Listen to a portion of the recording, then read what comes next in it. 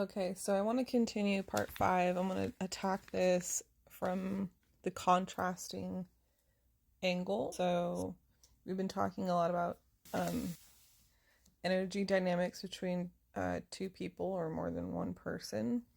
And when dealing with psychic attack or psychological abuse or manipulation, how to sort out what belongs to who. And I'm trying to educate myself mainly and put down what I do know, and work through these things as I'm being guided to work through them. And hopefully this will help anybody else. The guiding light here is your perception of me is a reflection of you. My response to you is a projection, is an awareness of me. Equal energy exchange is healthy.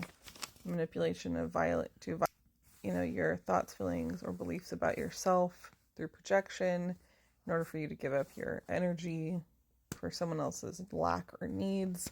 This is like energy vampirism, or from the spiritual point of view, how the entities basically keep you trapped in a karmic loop.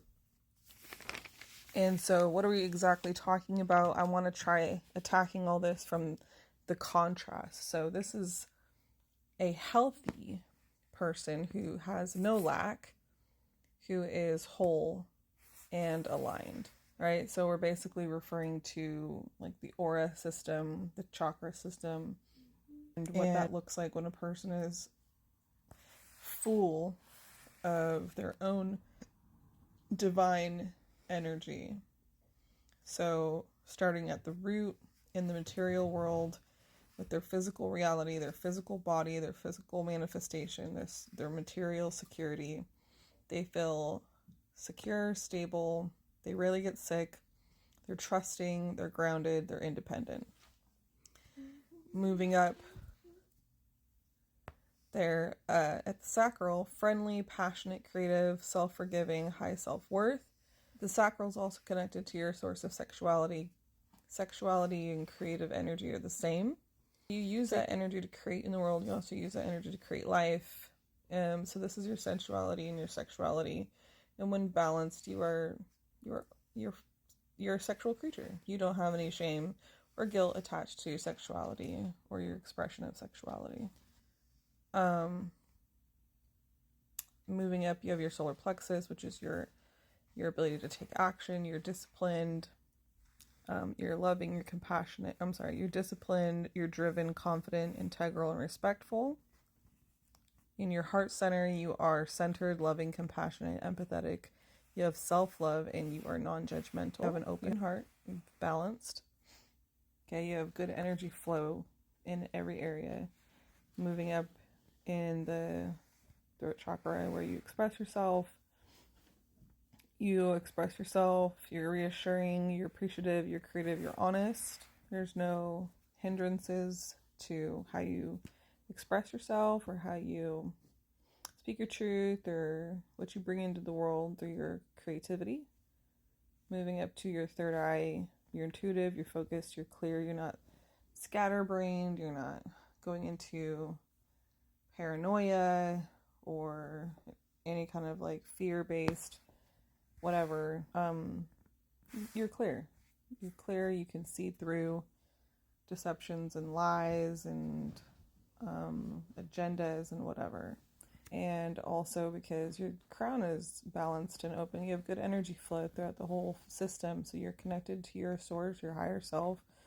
You're focused on unity, not separation. And you're inspired. Like, you look at life as everything is inspiring you, everything is talking to you, everything is teaching you, wisdom is coming through. So these are your thoughts, feelings, beliefs, and behaviors, influenced by a healthy system that produces a whole intact energy system that allows you to move in the world as a very whole, intact, stable, aligned individual. So this is the contrast to, a toxic individual who's unhealthy. Okay? So just so we have that mirroring effect here, this is what that would look like. So as we have this to hold a mirror to hold in contrast to, we now understand what a healthy individual is, how they operate in the world compared to someone who doesn't have their own energy intact and balanced. So when you have trauma, which we all do when we start out on our journey, more than likely, it's kind of like trauma is like it's psychological abuse, and it gets you to change your thoughts, feelings, and beliefs about yourself, which then forms a hindrance to the flow of energy in the body. Okay, because if you control the mind, you control the body. Right? Whoever controls the mind controls the body. Okay? So it's hard to feel good. It's hard to think positive when you don't feel good. Okay? And because you are an electromagnetic being who calls in these experiences through your own internal self-perception, okay? You create your thoughts, feelings, beliefs, behaviors, create your reality. You are magnetically and electrically calling in experiences that match the frequency of your healthy and unhealthy thoughts, feelings, beliefs, and behaviors. Okay? So when you have a lot in the shadow, it's because you have fear or guilt or shame or betrayal or whatever, doubt, right, about yourself. These are your own thoughts, feelings, beliefs. Yes, it's unfair that they were given to you by society and your parents, but it is your job to heal these things, to become sovereign, to become whole, to heal. It's your job. If you want to become whole and heal and feel full of life and attract stability and security and friends and be creative and passionate and disciplined and driven and independent and non-judgmental and appreciative and expressive and intuitive and focused and clear and connected and inspired and unified. Like, if you want this life that's working for you, where you are just in a magnet for good things, you've got to be willing to not judge yourself, but accept yourself. And finally, for once, take what's in the shadow out and love it and love, and stop shaming your own self with the inner critic that you were given by society and the people closest to you that were projecting. So everybody that you know is really imbalanced, and they're coming from a place of pain and hatred and anger and self-hatred.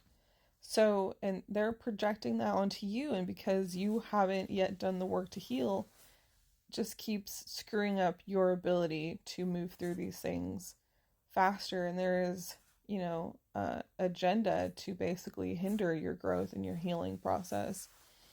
And there are agents that work to sabotage you and your sovereignty. So just wanting to kind of divot away from focusing so much on what the problem is and what's in the way, and kind of give a contrast to what we are really aiming for and working towards. So we need both of these. We need to look at the shit that's in the way and that's uncomfortable, and then we need to look toward our aim, pick an aim and focus on it. So if we know this is what we want to get, we got to be willing to look at what's in the way in order to get there.